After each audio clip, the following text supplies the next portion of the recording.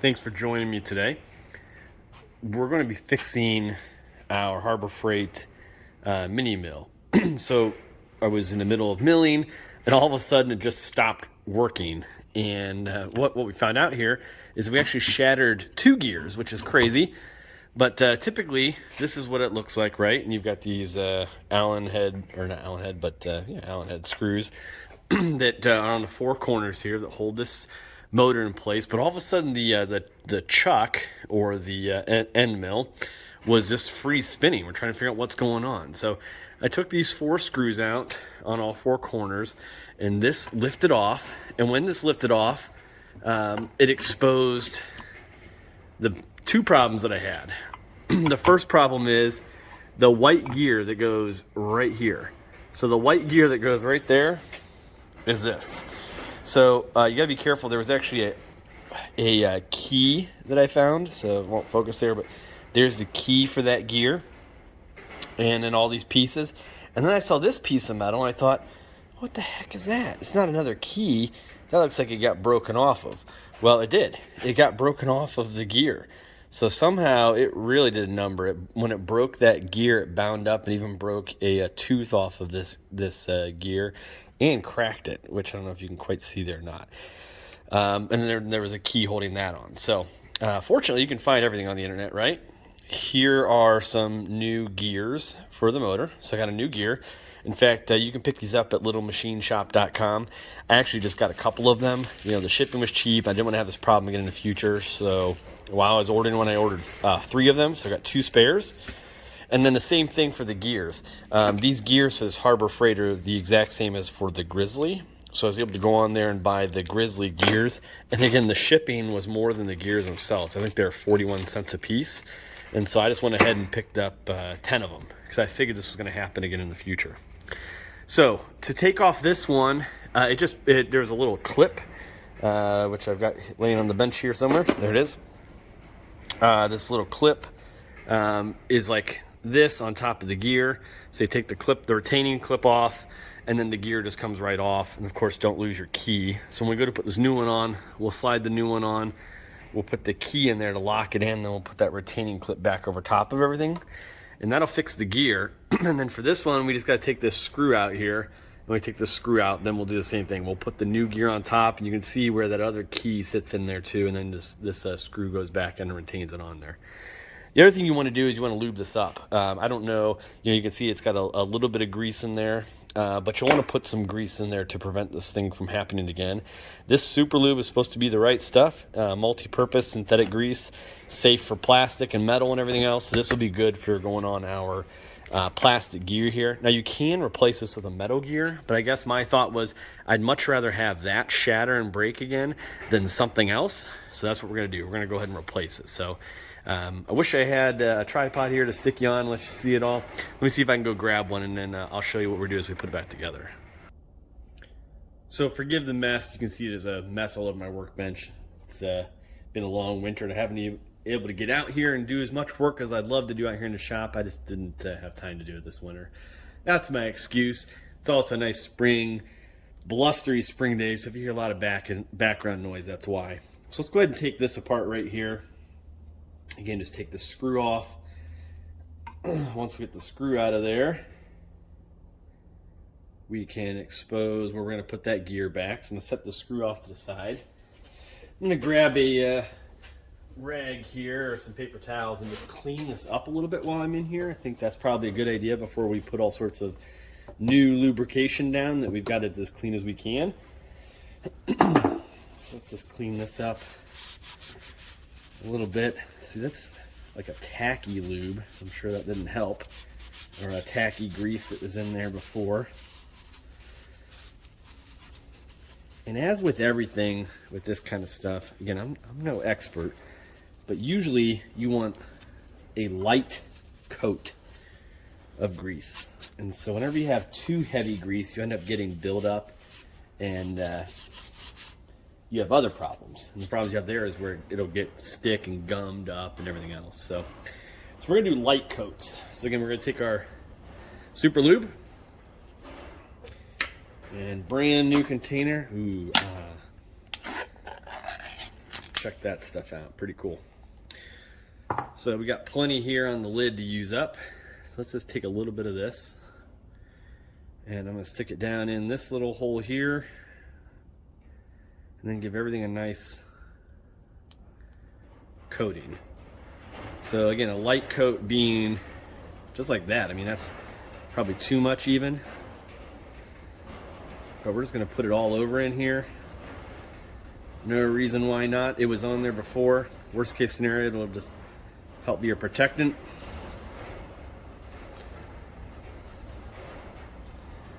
Can't hurt anything. So we're going to put it on here, a little down in that shaft. Like I said, sorry, it's a little windy outside. Spring here in Northeast Ohio.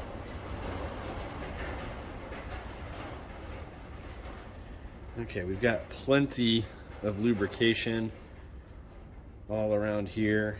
I'm going to take advantage of this and just get some lubrication on everything. So now we have a light coat of grease on everything. That'll be more than enough. I'm going to pack a little bit down into that. And I can't really push it into this bearing like I'd like to do, but I'm just going to push some in as best I can. Okay. So now that we've got that done, take a little bit extra here. It's actually way too much, but we'll take that. We're going to take our gear, bust it out of the bag. And same thing, we're going to make sure we get some all over this. So again, this is more than enough grease probably for this. In fact, somebody will probably yell at me and tell me how it's too much, and I get it. Right? Less is more with a lot of these things. But I just want to make sure we got some in every one of the grooves, which I think at this point we do. So I feel pretty good about that. I'm going to rub some on here. Again, I'm going to take a little bit and put it down in the actual keyway. And that's going to be way too much. So as we slide it on there, it should push a bunch out. Well, it's not going to, so let's grab our screwdriver and do that. That's too much grease inside the hole there. Okay, much better. So we only wanted some, not a ton. Okay. So now we've got this ready to go back on. Now when you look at this, again, you're going to see that there's a slot, and you can't see it because it's turned right now, but there's a slot right here for that key to go into. So what we'll need to do is take our key, which again, remember you've got your key, so don't lose it. And somehow we got to make sure we get this on there, but also have it set up for where the key goes in. So I'm going to go and figure out the best way to do that, because I'm not sure. I'm not sure if we put it in the gear first. It's not a complete notch. So if you looked on the motor, the key went the whole way. You could actually remove the key. This one you can't. So I'm guessing maybe we have to do something like this. I think we actually put the key in the hole, which I've done right now. So now the key's in there. And once the key's in, then I believe this should just slide down on, because that looks to be about correct.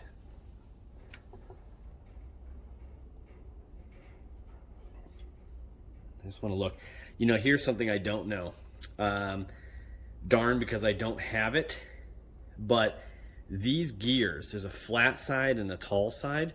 If it was on the flat side, my guess is that would be a problem because it would grind on the bottom. So I'm going to make a guess that it sits like this. So the spaced side probably needs to go down on this. You know, if I was taking it apart with it not being destroyed, I would have been able to see that. But I can't. So I'm going to make that assumption here. I think that's a pretty safe assumption, so that the wheel itself is not grinding on the chassis or the body of everything. Okay. So I've got the key in there. Again, we're going to put this little side down, and we'll hope that that's the right way to do it.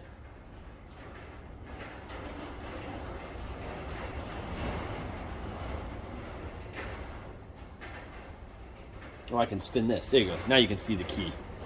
Now you can see the key in there. So line up the key.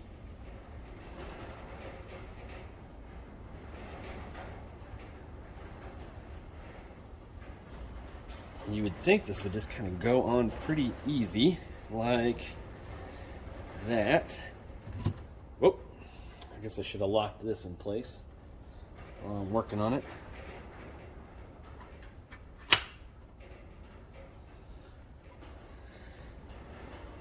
All right, so that's gone on pretty well. I'm gonna tap it down. I'm gonna pause it here, and I'm gonna go grab a soft mallet so we can just tap very gently on that. All right, I didn't want to search forever for a mallet, so I'm gonna do another trick here, which is to set a piece of wood on here. You can set it either way, and then we'll tap on the wood with the hammer so we get some flat surface and we're not beating it up too much.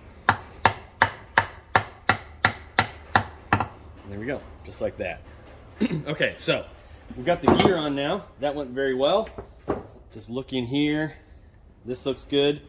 And if we spin this gear, hey, look at that. We're back in shape. So that looks to be right. Again, if you'd have put it the other way around, this gear would have been grinding on the body of this. So I definitely am feeling pretty confident that's the correct way for that to have happened. We're going to take our screw and washer and put that back in place, like so.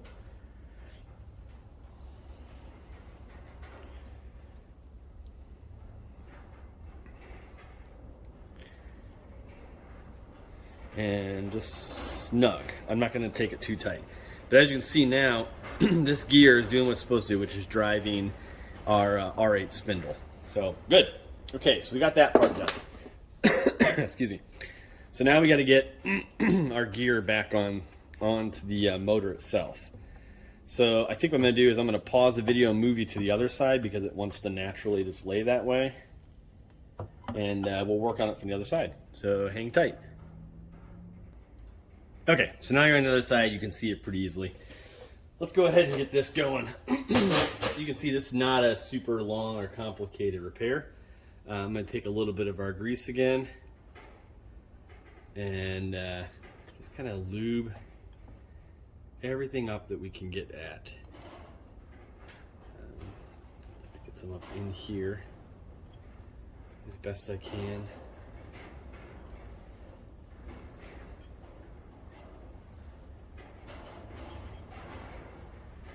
And then this spindle shaft, got some lube on there. So there we go. We got quite a bit of grease on there. Now, take our new gear. Same thing. Put some grease in each one of the teeth. Really need to do this because it should come in contact with the other one that already has grease in every single one of the teeth. But why not?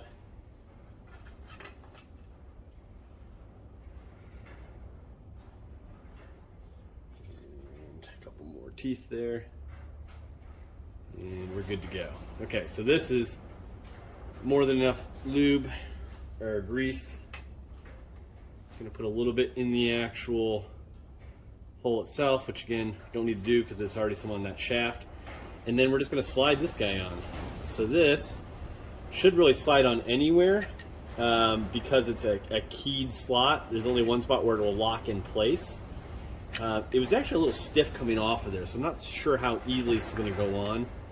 And I'm also not sure, again, if I need to put the key in first, but it did just slide off. So I'm going to do that. I'm going to put the key in first because that's how it was. That's how we did the last one. So let's do that. So we got the key placed. Let me just double check the key's not sided, which I don't think that it is. No, it's not. So put the key in the key slot like so. And then just try to slide this guy on. Which again, I'm not sure how easy he's going to be able to do here. We might have to do a little bit of persuasion. It was pretty stiff coming off. I kind of pried it off. Shoot, now this handle's in the way, of course.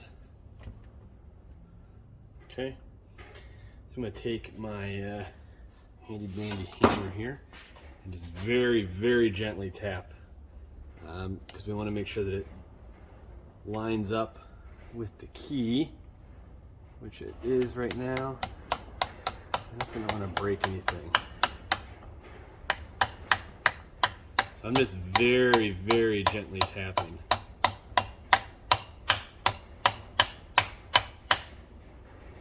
And it's lined up with the key. And then the problem here is getting it to go on straight, which we're doing. So it is going on.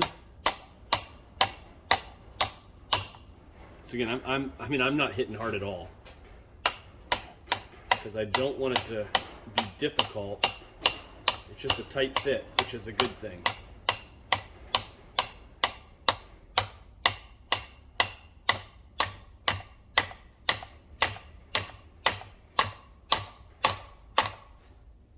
Okay, and that's it. So I don't know from a tolerance perspective how far that has to go on.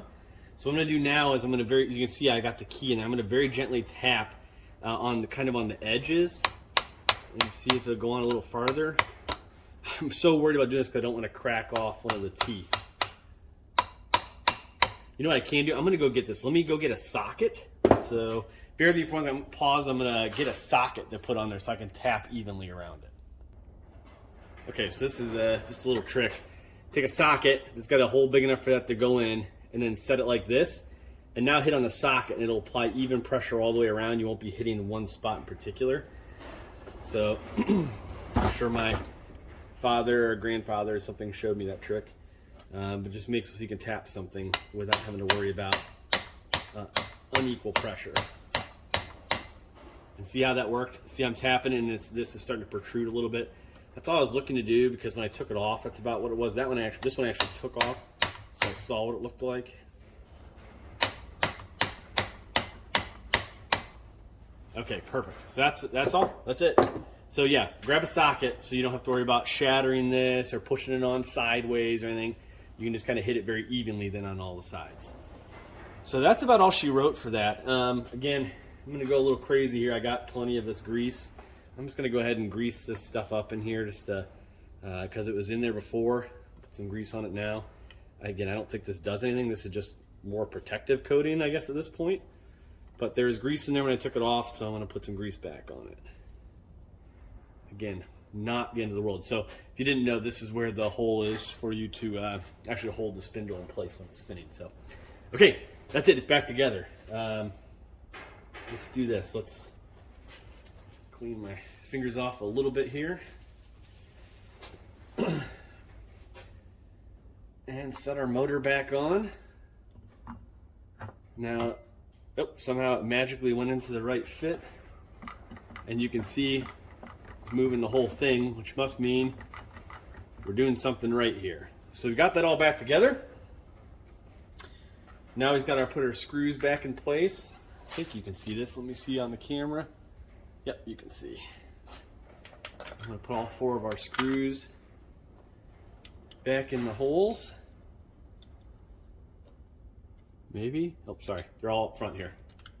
All 4 of them are in the front. And then we'll put it back together. So that's about all there is to replacing this. So, I feel fortunate that it wasn't a terribly complex job. As you can see, you've been with me here. It's about a 10-minute job, maybe. The biggest thing was just getting the parts ordered. I got to say, when I ordered the gears off Grizzly, they showed up pretty quick. And again, they were 40 cents a piece or something.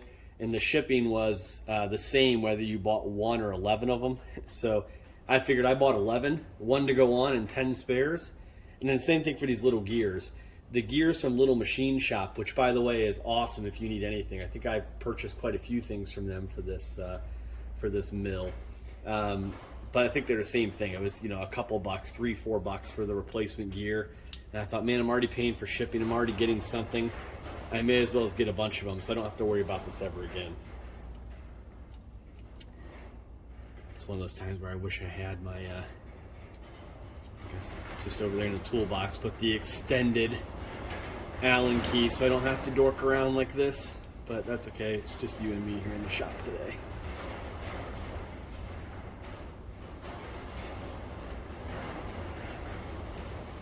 Excellent. Okay, so I'm not going to torque these. I'm just going to snug them up. do this last one over here in the corner. The other thing that's really nice is if you have a wobble head extension, because you can get at it like at a 30-degree angle. So you don't have to be right up against the body to get this Allen key to go in there. Maybe it's called a ball head. I called it a wobble head, but they allow you to wobble, which is excellent.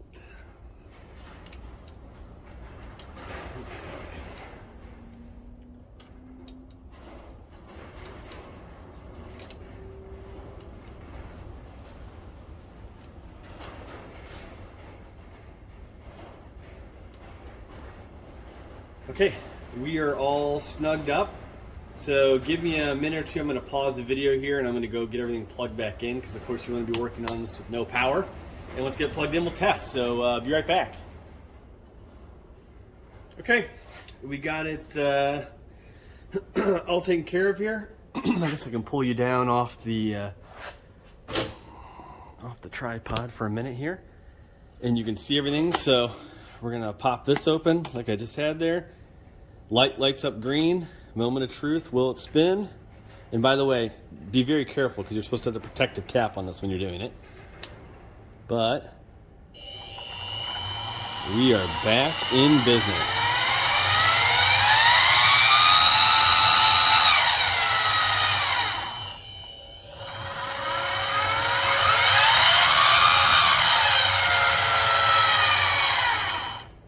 And there you go. That's how you replace this. So I'm going to go grab the protective cap and put it back on there. But hopefully that helps you with getting your mini mill put back together if you end up breaking that gear like I did. By the way, don't be a dummy like me.